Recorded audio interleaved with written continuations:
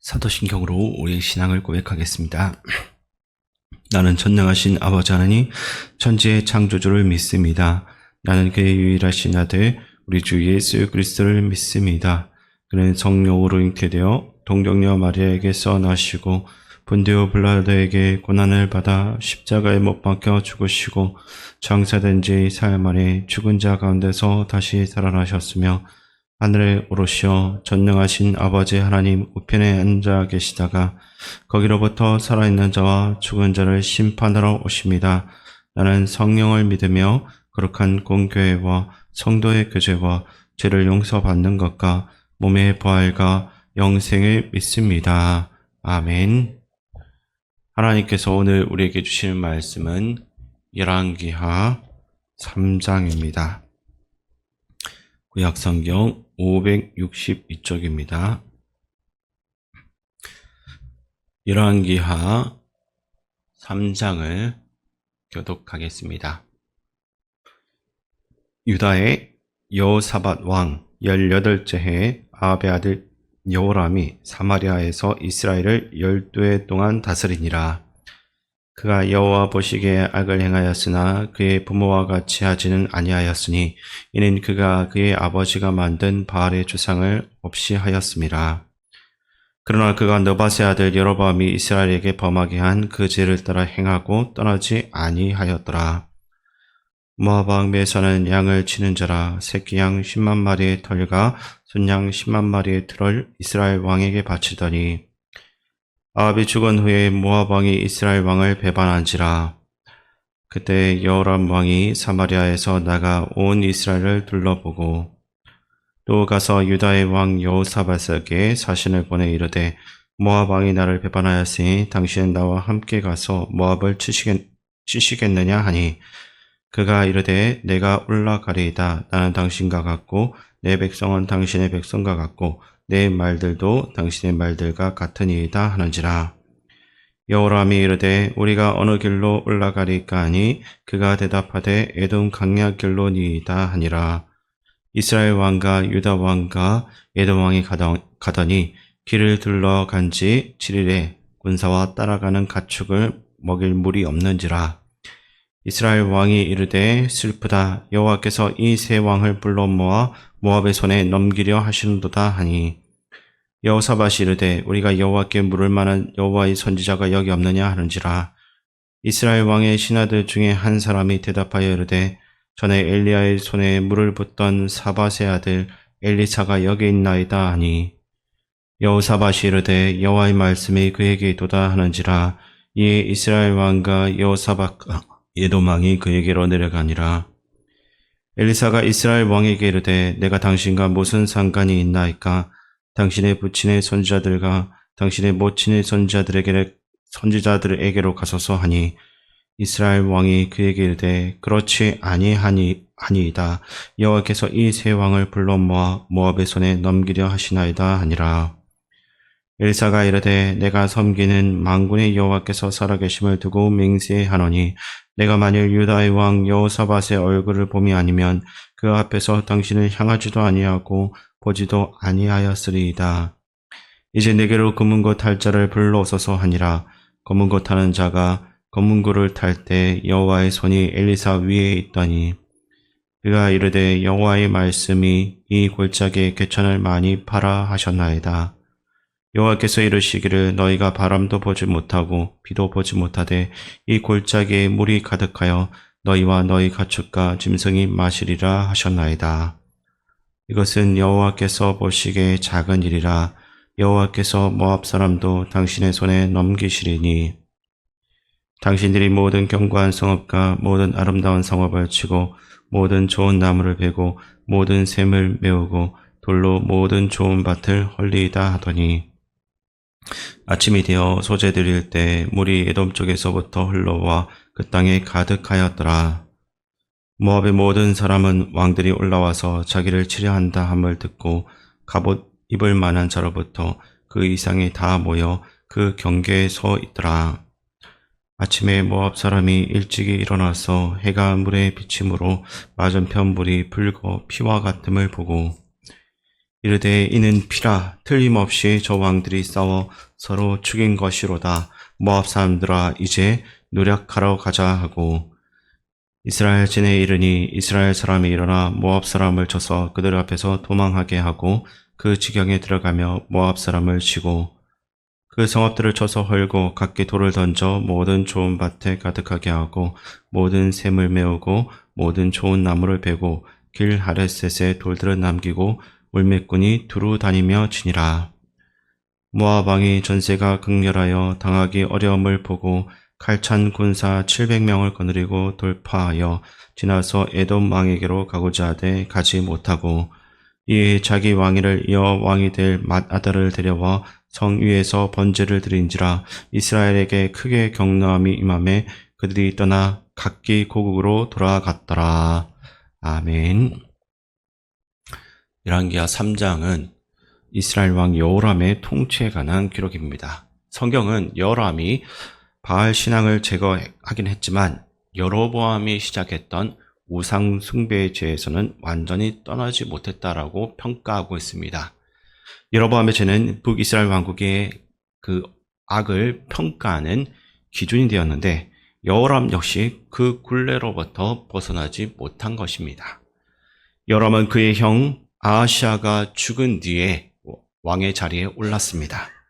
실제로 보면 왕이 된 후에 그가 했던 첫 번째 정치적인 행보는 모압의 반란을 진압하는 일이었습니다. 이것을 위해 그는 유다와 에돔의 왕과 연합을 해서 모압을 치기 위해서 출병을 하게 됩니다. 유다 왕은 에돔 강야로 행군하는 것이 좋다라고 제안했고 결국 연합군은 그 길을 따라 나섭니다. 그러나 행군을 시작한 지 7일 정도의 문제가 생기게 됩니다. 군대와 가축들이 함께 마실 물이 완전히 바닥난 것입니다. 이때 이스라엘 왕 여호람은 탄식하며 이렇게 말합니다. 10절 말씀을 제가 읽어드리겠습니다. 이스라엘 왕이 이르되 슬프다. 여호와께서 이 세 왕을 불러 모아 모압의 손에 넘기려 하시는도다 하니. 아멘. 여호람이 모압의 반란을 진압하는 과정은 신앙인의 그 잘못된 의존성을 보여주는 사례라고 할 수 있습니다. 그는 하나님께 의지하는 대신 유다와 에돔의 군사력을 좀 더 의존하면서 문제를 해결하려고 했습니다. 그런데 전혀 예상하지 못했던 물 부족 상황에 직면하자마자 자신의 선택에 대해선 회피한 채 왜 우리를 여기까지 불러내셨습니까? 라며 오히려 하나님께 불평하고 있는 것입니다. 사실은 이러한 모습은 모순적인 태도라 할 수 있습니다. 하나님보다 인간적인 수단을 선택해 놓고서 막상 어려움에 처하다 보면 그 책임을 하나님께 돌리려고 하는 것입니다. 이 사건이 우리에게 주는 교훈은 첫 번째로 인간적인 수단에만 의존하는 것은 결국엔 한계에 부딪힐 수밖에 없다는 점입니다. 두 번째로 신자는 자신의 선택에 대해서는 책임을 져야 하고 어려운 상황의 원인을 다른 곳에서 찾아서는 안 된다는 점입니다. 따라서 우리는 평소에 신앙생활 가운데서 진정 하나님께만 의지하고 있는지 그리고 어려움 앞에서 하나님께 책임을 전가하며 불평만 하고 있지 않는지 스스로를 돌아볼 수 있어야 될 것입니다. 궁극적으로 이 말씀은 우리가 모든 상황 가운데서 하나님께로 먼저 기도로 나아가야 한다는 것을 알려주고 있습니다. 그런데 바로 이때 이 여호람과는 다른 태도를 보이는 인물이 나오고 있는데 바로 유다 왕 여호사밧입니다. 그는 상황이 막다른 길에 이르렀을 때 하나님을 찾았고 선지자 엘리사가 있다라는 것을 알게 되었습니다. 이제는 사람이 아니라 하나님을 바라볼 수 있어야 한다는 사실을 여호사밧이 선포하고 있는 것입니다.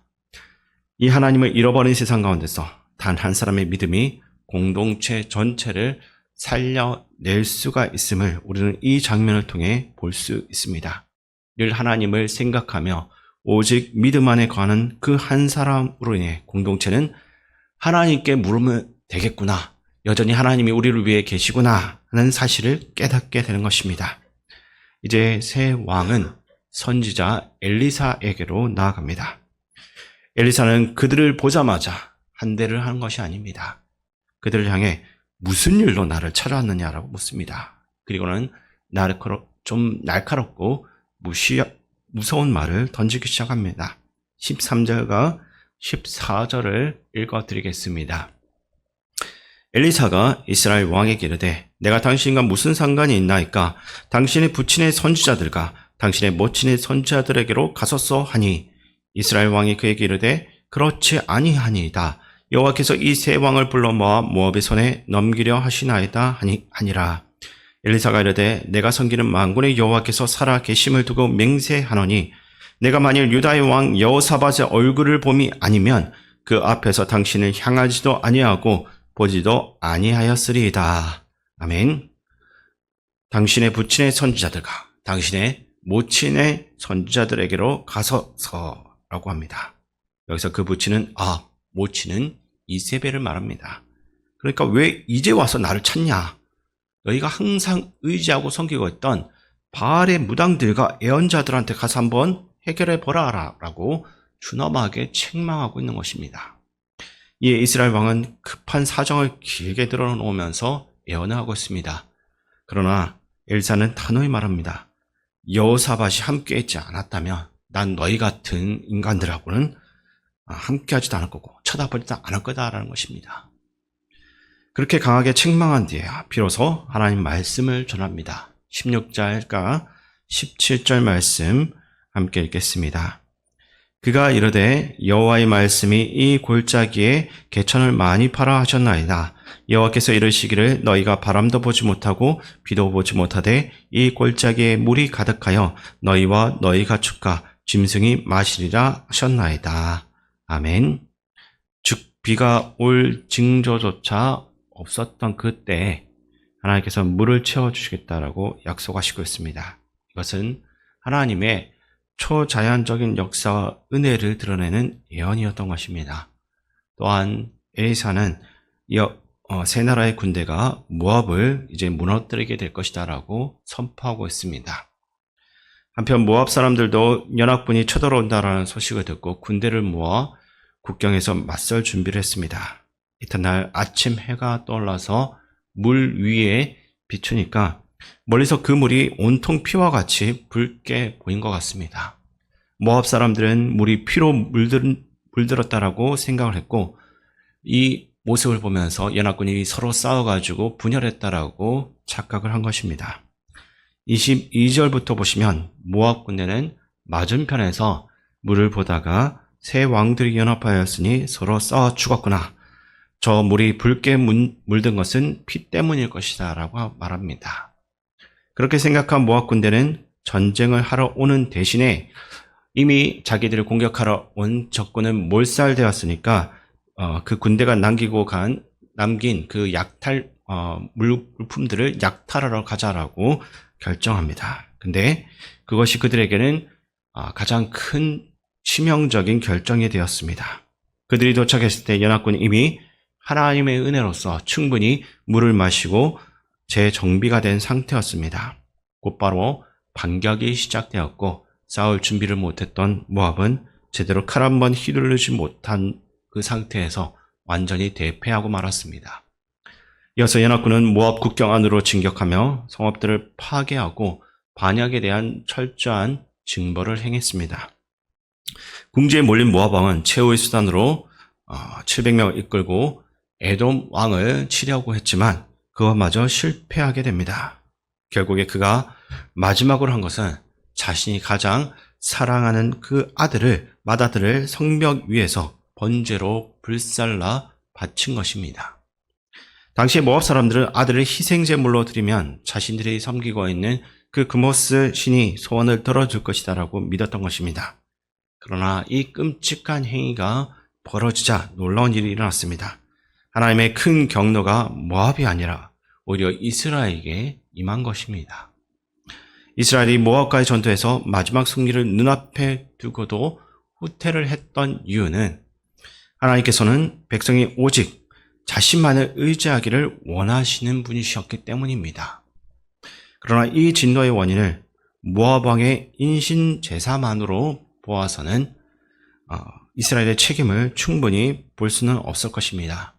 오히려 북이스라엘도 이미 아합 왕가의 바알 아세라 숭배와 그 자녀를 우상들 앞으로 지나가게 하며 바치는 아주 극단적인 종교 의식에 이미 깊이 빠져 있었기 때문입니다.